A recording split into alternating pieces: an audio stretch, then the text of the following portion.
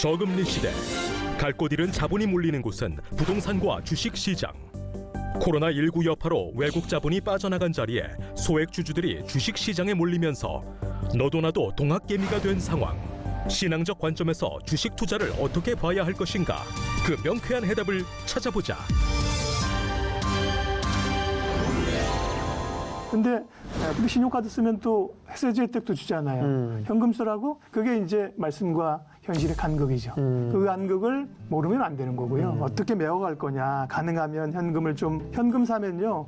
주유하시면 보통 한 5만 원 막 7만 원 이렇게 들어가잖아요. 네. 카드로 5만 원, 7만 원은 아무것도 아닙니다. 줬다 뺏으면, 줬다 받으면 그만인데 지갑에서 7만 원 내가지고 벌벌 줘보면 굉장히 큰 돈이거든요. 현금을 사용한다거나 앞서 백 대표님 말씀하신 직장인들도 뭐 저도 그렇습니다. 카드 쓰면서 금액을 좀 그런 어플도 있습니다. 기록 내가 얼마를 쓰고 있는지 조그만 가계부를 뭐 작성한다든지. 요즘은 뭐 카드 쓰면 금방 핸드폰에 뜨잖아요. 네. 뭐 나갔다가 때린 거가 뜨니까. 네, 총액만 뜨기도 하고 전체 관리가 좀 돼야죠. 그 빚은 어떤 느낌으로 져야 돼요? 빚을 왜 질까라는 생각을 먼저 해볼 필요가 있는데요.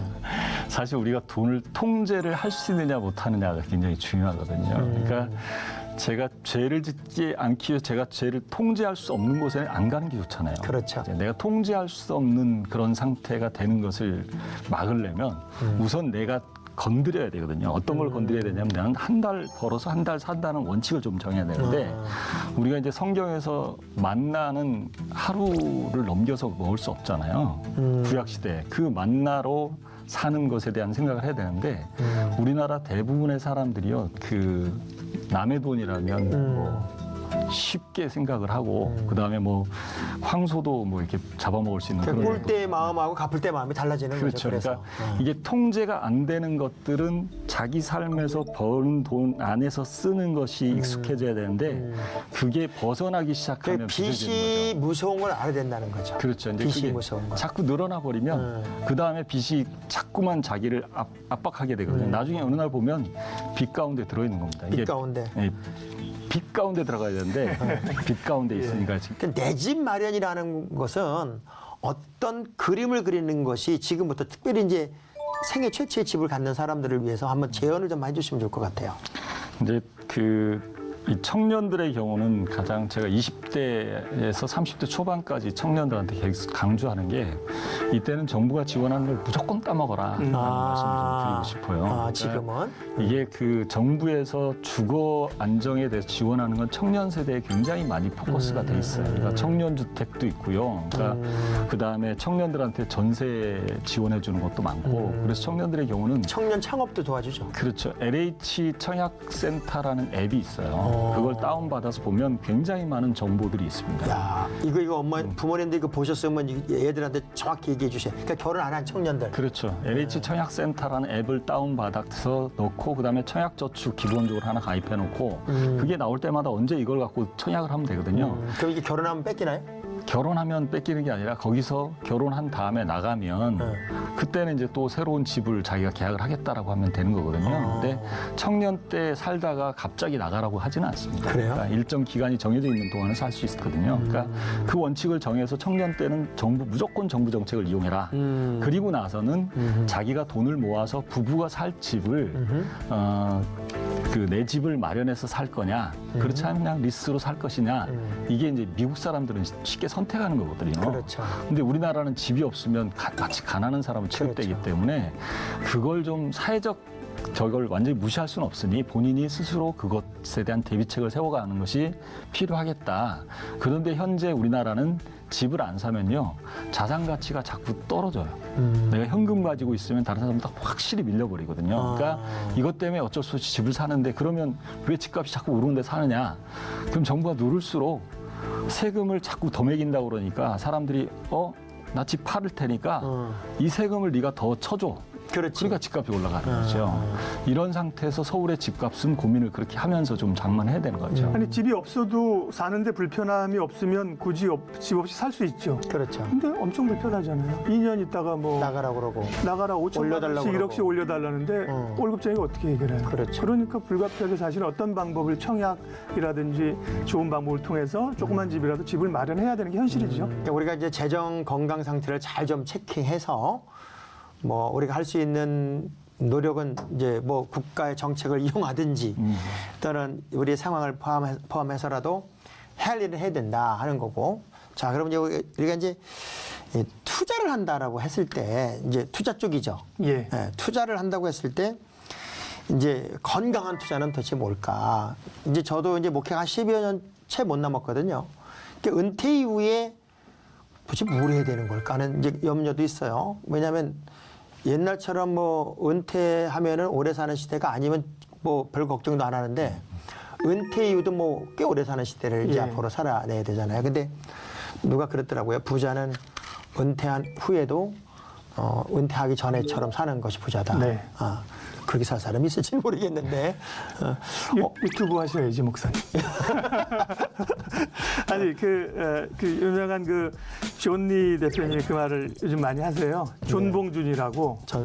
네, 그 동학개미의 전봉준 장군에 빗대서 존봉준이라고 아까 불리는 봉자가 들어가면 훌륭합니다. 우리 봉자. 존니 대표님 아주 가치 투자자예요. 좋은 분이세요. 저도 가끔 뵀는데 그분이 그랬거든요. 이제 퇴직을 하고도 퇴직한 듯 안 한 듯 지금의 삶을 살 수 있어야 은퇴 준비다.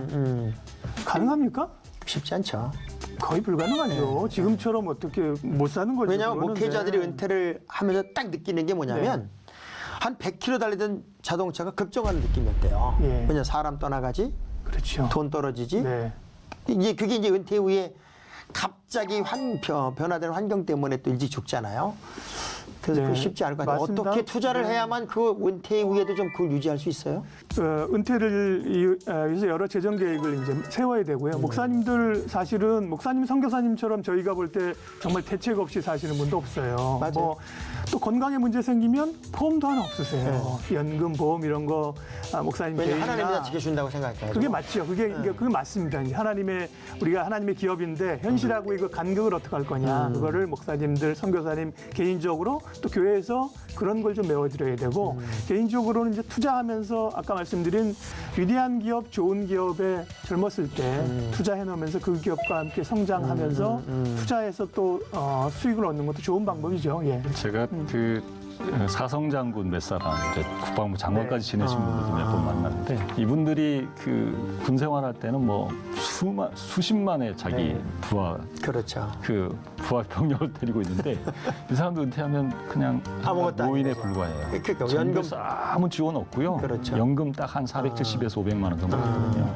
근데 이분들은 또 관계가 많잖아요. 그러니까 그렇죠. 경조사비가 한 달에 200만 원 이상 나간다는 거죠. 목사님들도 똑같을 맞아요. 거예요. 네. 그런 상황이 되면 그냥 빈궁하게 살아야 되는 그런 상황이 되는 거죠. 그러니까 따라서 뭔가 고민을 해야 된다면 지금 인컴 소득을 만들어놔야 되거든요. 아, 은퇴할 때 내게 매번 들어올 수 있는 매월 나한테 줄 수 있는 인컴 소득. 인컴 소득이라는 게 뭐뭐 있을까라는 고민을 첫 번째 해보면요.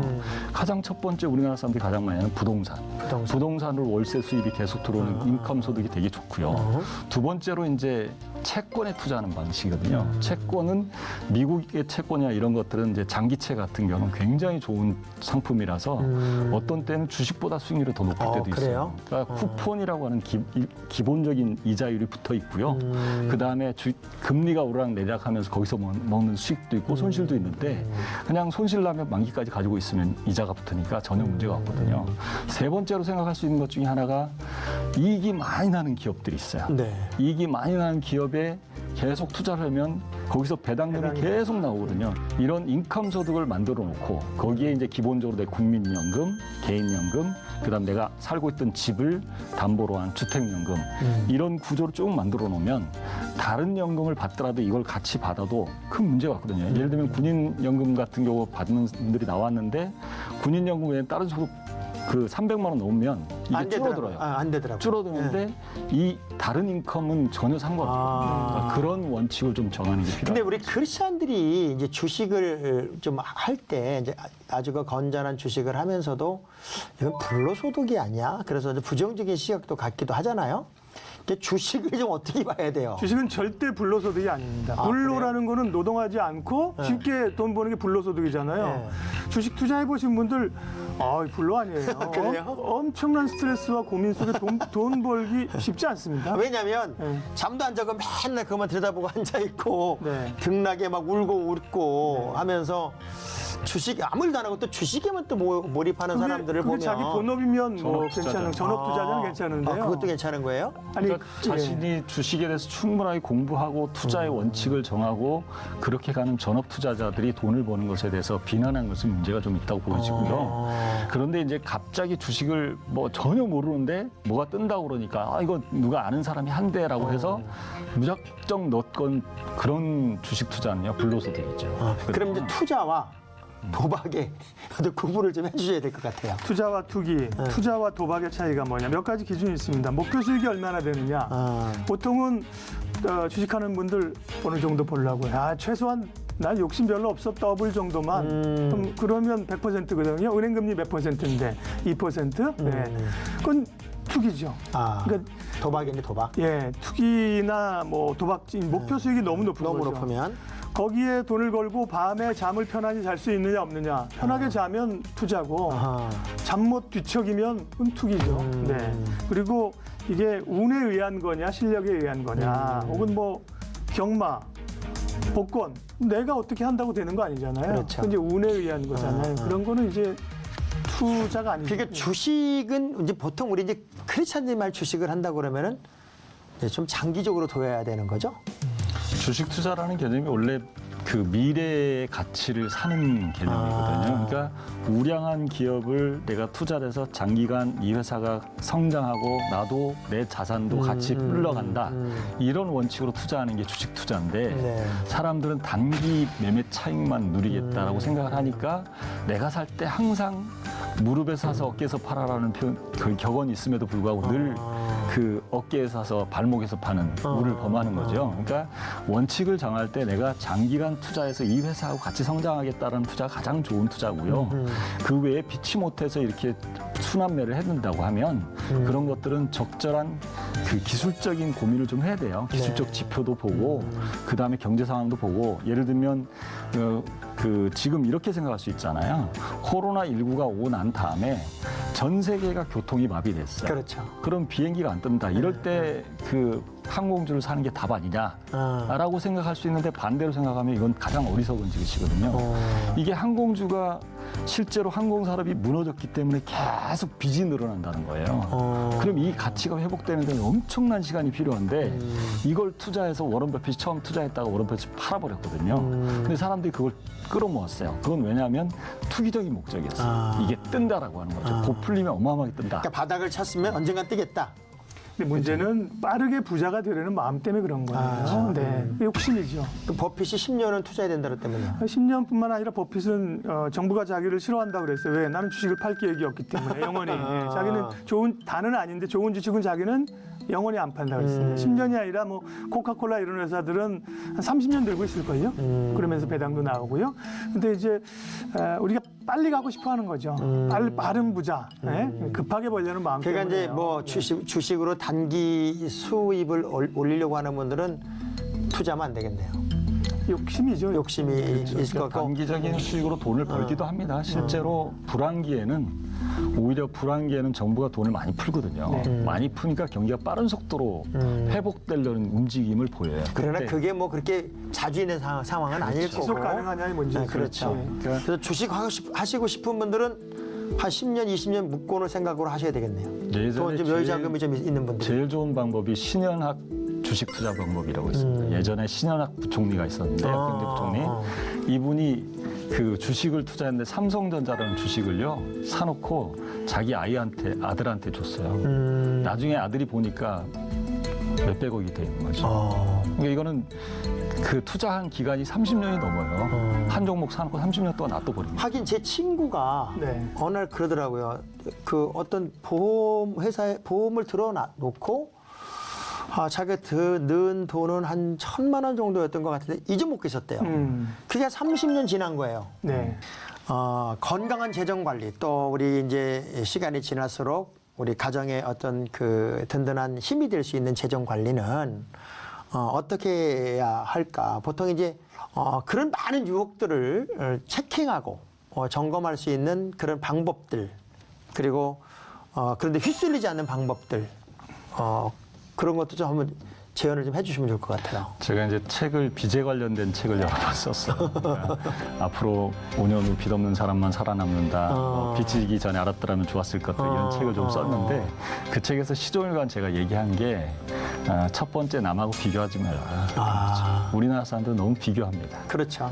빚지는 원인이 비교하는 데 시작되거든요. 내 친구가 상대적 빈곤을 느끼는 거죠. 내 상대적. 친구가 좋은 차를 탔다니까 내가 돈이 없는데도 좋은 차를 뽑는 거야. 내 친구가 좋은데 무리해서 집을 샀다니까 나도 무리해서 집을 사는 거예요. 이게 자꾸 쫓아가다 보면 어느 날 내가 감당할 수 없는 지경에 이르러서 그렇죠, 빚을 그렇죠. 지거든요. 네. 그래서 가장 첫 번째 크리스찬들에게 필요한 것이 무엇인가라는 생각을 해봤는데 첫 번째가 주권이 하나님께 있다는 걸 인정하는 겁니다. 돈에 대한 주권을 내가 내 소유로 인정하는 순간이요. 계속 욕심이 생기고 계속 누리고 싶고 계속 유혹이 찾아오거든요. 백 대표님은 교회에서 식분이 뭐예요? 장로입니다. 어쩐지 다르시더라고요. 우리 예 대표님은 저는 알고 싶습니다. 네. 뭐 다 비슷하네요. 어쩐지 뭐 굉장히 이분들이 왜 이렇게 전문가인데 자꾸 신앙적인 얘기를 할까 제가 깜짝 놀랐어요. 저런 유명한 말이 있잖아요. 강남에서 뭐 길 가다가 비가 왔는데 그 유명 핸드백 뭐 예를 들면 VL 이렇게 써 있는 핸드백으로 비가 오는데 가슴 속에 이렇게 품고 다니는 사람은 진짜고 이렇게 비 가리고 하는 건 그렇죠, 가짜다 이런 그렇죠. 얘기 있잖아요. 그러니까 말씀하신 굉장히 중요해요. 진짜와 가짜를 구별하는 방법. 그 하나님을 경험하는 삶이라는 책에 네, 나오잖아요. 네, 네, 네. 캐나다 기마 경찰들이 위조 지폐를 감별하는데 위조 지폐 이거 가짜고 이거 가짜. 그러면 전혀 모르는 진품만을 계속 본다는 그렇죠. 거 아닙니까? 신품을 것처럼 만져보면 이 가짜 금방 아니까. 그것도 이제 그러니까 마음의 유혹 때문에 그래요. 뭐 우리 집 계약하실 때 그러잖아요. 집 계약하러 가면 부동산 하시는 분들이 뭐라 그래요? 천천히 보세요. 이런 분 없습니다. 오늘 안 하시면 내일이 물건 없는데요. 그렇지, 그렇지. 그렇거든요. 그렇지. 오늘 계약금이라도 조금 거세요. 예. 오늘 아니면 안 될 것 같아요. 결국 우리 안에 있는 조바심과 욕심을 끌어내는 거죠. 시간이 필요합니다. 그러니까 주변에 휩쓸리지 않고 어떤 기준이 흔들리지 않으려면 A. 조바심을 벗어라. 네. B. 빚지는 걸 무서워해라. C. 좋은 어떤 지혜를 하나님께 구해라. 뭐 이렇게 ABC로 만들면 괜찮을까요? 좋으신데요. 장학봉의 ABC를 기억할 자, 그러면은 이제 우리가 이제 이런 계획들을 세우기 위해서 크리스찬으로서 이제 윤리적인 경제관, 이제 진짜 뭐 윤리적인 경제관 참 어려운 것 같아요. 남 속이지 않고 돈 번다는 게 얼마나 어렵고 또 정직하게 돈 번다는 게 얼마나 어려워요. 지금 이 세상이 그렇잖아요. 그럴 때 정직한 부자, 건강한 부자, 물론 다 모두가 꿈꾸는 거겠지만, 뭐 우리 그런 말 있잖아요. 뭐 장사하면서 믿지고 판다는 말처럼 거짓말이 없다 하는 것처럼 그런 정직한 부자가 되기가 참 어려운데 그럼에도 불구하고 크리스찬으로서 경제 윤리를 좀 어떻게 가치를 세워야 될까?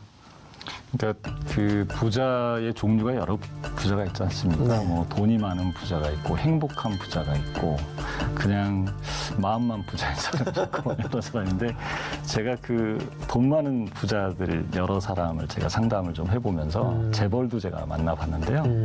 행복하지 않더라고요. 그러니까 돈 많다면 행복한 건 아니에요. 근데 좀 불행하더라도 돈 많아보고 싶어 하잖아요, 네, 사람들이. 그렇죠. 네. 왜냐하면 저렇게 한번 나도 살아봤으면. 네. 그분들을 제가 상담하면서 느낀 느낌이 이분들은 너무 초조한 거예요. 초조한 삶을 살아요. 돈. 그러니까 인생이 그렇다고 그래요. 더 하다가 그리고 죽는데요.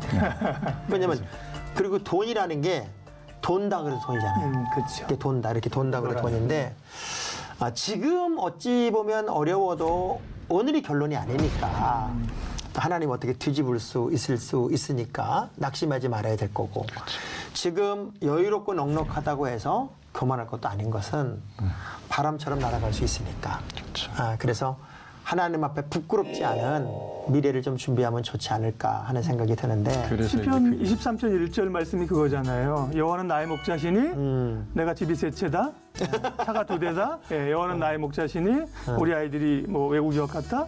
여호와는 나의 목자시니 내게 부족함이 없는 거거든요. 그런 것을 부족의 기준으로 삼으면 안 된다. 그 지금은 사실은 과잉의 시대거든요. 그렇죠. 우리가 정말 정직하게 하나님 앞에 우리가 부족해서 고민이냐 더 갖기 위한 고민이냐를 생각하게 되면 부족함이 없는 것에 대한 선택. 사실 너무나도 필요한 건 비싸지가 않아요.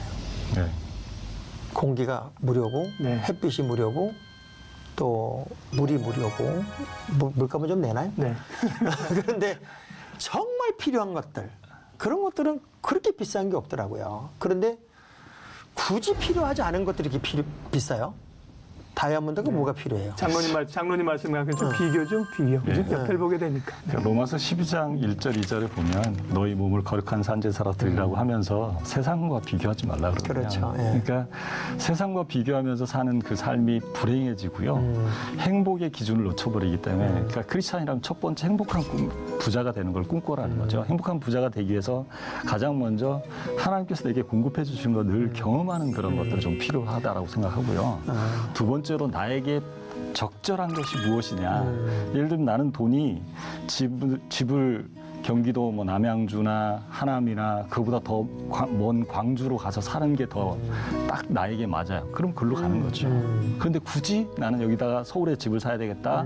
뭐 서울에 빌라라도 저기 강남에 얻어야 되겠다. 이런 생각을 갖는 순간 되게 불안해지는 그렇죠. 거죠. 그러니까 그 기준을 먼저 정하는 것이 필요하고요. 세 번째는 우리 자녀들한테나 나한테나 적용할 때 하나님께서 내게 주시는 돈의 이유가 무엇일까? 나를 통해서 다른 사람을 나눠주라고 하는 것인지 필요한 곳에 공급하라고 하는 것인지 그러면 내가 그대로 사용하면 하나님께서 계속 더불어 더 주시기 때문에 근데 너무 힘들어진 사람들을 제가 상담해봤고 실제로 제가 상담했던 분 한 분은 먼저 세상을 간치신 분도 있어요. 그러니까 자기가 감당을 못해서 근데 빚을 졌을 때 목사님 말씀하신 대로 하나님 역전을 하나님이기 때문에 그 하나님을 좀 신실하게 바라보고 믿음으로 계속 나간다면 내가 오늘 할 일을 하면 되거든요. 그 이길 수 없으면은 버텨라. 네. 지금은 어찌 보면 지금 이 시점은 좀 버티는 때인 것 같아요. 맞습니다. 그래서 진짜 부자이신 하나님이 계시니까 우리가 믿음을 가지고 살아가다 보면 이 세상의 모든 거 다 하나님이 나한테 맡겼는데 내가 그거 다 손이 안 가니까 다른 사람 줘서 위탁시킨 거고 그렇죠. 또 맡겨서 관리하는 거라고 줬다고 생각하면 이 천하를 다 가진 게 되잖아요. 그래서 상대적인 어떤 빈곤이나 가난을 느끼기보다는 정말 이미 주신 것에 대해 감사하고 사실은 지금 방금 전에 죽은 사람에게는 누가 제일 부럽냐면 살아있는 사람이 부러운 거예요. 그러니까 지금 우리가 살아있다는 것만으로도 방금 전에 죽은 사람한테는 최고로 부러운 시간을 살아가고 있는 거죠. 그런 의미에서 우리가 진짜 부자다라는 생각을 가지고 마음의 부자로 매 순간을 살아가면 어떨까.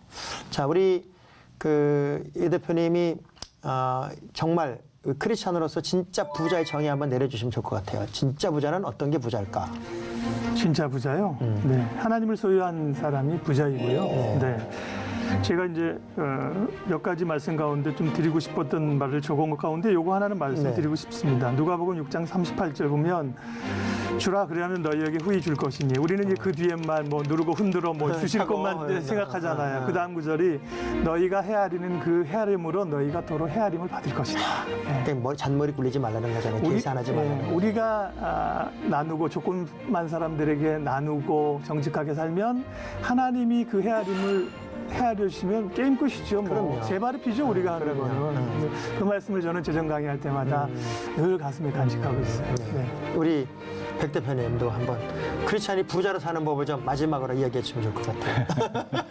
저는 마태복음 16장 19절에 보면 그 예수님이 그 베드로에게 묻습니다. 그러니까 제자들한테 묻는데 너희는 나를 누구라 하느냐? 베드로가 주는 그리스도시요 살아계신 하나님의 아들이십니다라고 고백하자마자 예수님이 그 베드로에게 얘기합니다. 그 중에 첫 번째가 바로 네가 무엇이든지 이 땅에서 풀면 하늘에서 풀릴 것이고 매이면 하늘에서 매일 것이다. 우리에겐 천국의 열쇠라는 게 있다라고 생각이 됩니다. 우리 모든 문제에 열쇠가 있기 때문에 그 열쇠를 가진 사람으로 하나님과 매일매일 소통한다면 그게 가장 행복한 부자가 아닐까라는 생각. 땅을 확 열고 사는 거죠. 그렇죠. 열고 사는. 재정 얘기하러 왔는데 목사님 계시니까 성경 공부가 돼버렸네요. 그러니까 갑자기 성경 공부, 어차피 우리는 성경으로 마무리를 해야 돼요. 뭐 부자가 되는 게 결코 나쁜 건 아니라고 저는 생각을 해요.